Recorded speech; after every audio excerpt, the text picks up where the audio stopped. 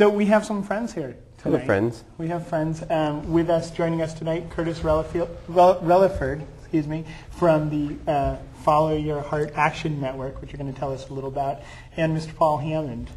And these gentlemen are both Hurricane Heroes in various regards, and have some fun stories. Thanks for being here, guys. Welcome. Thank you. Nice to be here.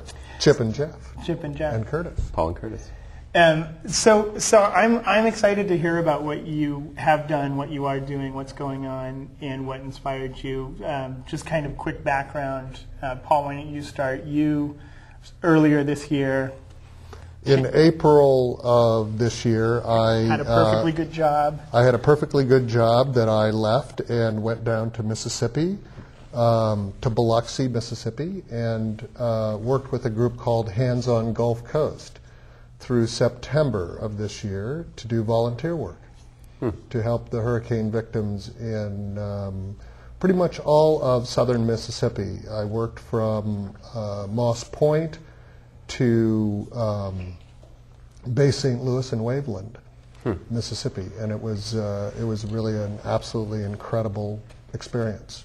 What kind of work were you doing there? I did everything from carpentry work to demolding work to literally ditch digging to put in some irrigation in a community park in East Biloxi, to do some organizational consulting work. I worked with a group called the Coastal Family Health Center, which is the only community health clinic down in Biloxi or in southern Mississippi.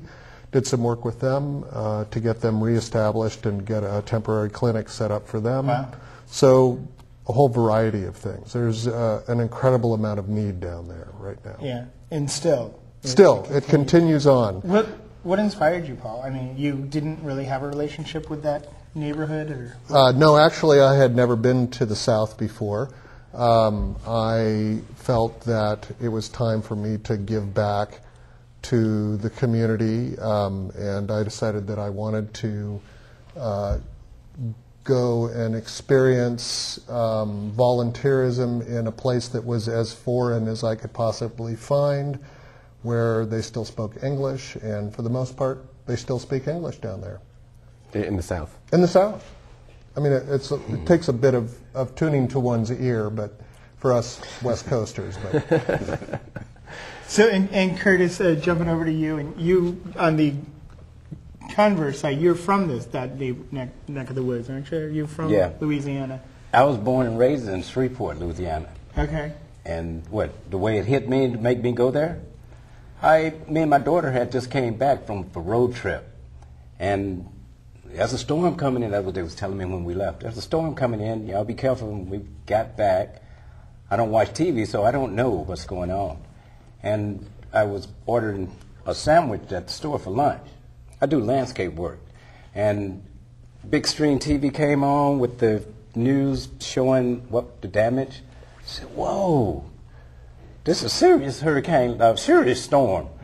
And I got on the phone. I went to my truck and called my sister, and she was just in an uproar about, "Nobody helping us, man. This is crazy down here, and we don't know what to do."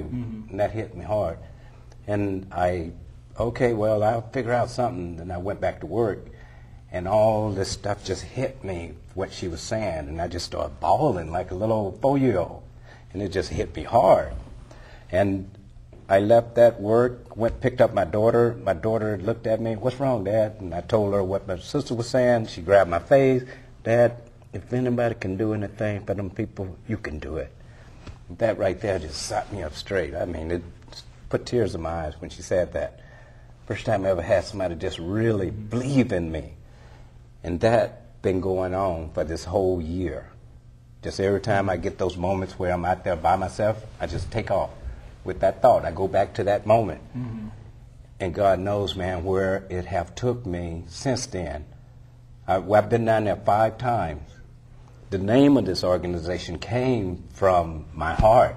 Everybody kept saying, "Who are you working with?" I said, "Man, I'm just following my heart." what over there? Who you working with, and where you come from? I said, I come from Santa Cruz. I'm just following my heart, trying to help you all. And so you formed this organization where- called Follow Your Heart Action Yeah. Network? Yeah. So And the website is followyourheartactionnetwork.org. .com. .com. followyourheartactionnetwork.com. Yeah, I think it says .org on there, but .com is what it actually is. And what will people find at that website? Do they have opportunities to... It's just we'll show you our intentions of what we're trying to do, what we're trying to put together. Now, what we're doing and what our intentions and what we're doing. And my biggest part of even wanting to be here is to expose this. And, you know, people ride around looking at me like, so what? You know what I mean? And then I saw that. I didn't know that was the name of the show, but it's a good one. And I said, man, this is needed still, even after a year. Yes. You know, I mean, we have a trailer park that we adopted. The work that we did, we was gutting out houses. I was taking out trees off houses, and now that was killing me. I mean, that was a lot of work. And now we at a trailer park called Renaissance Trailer Park.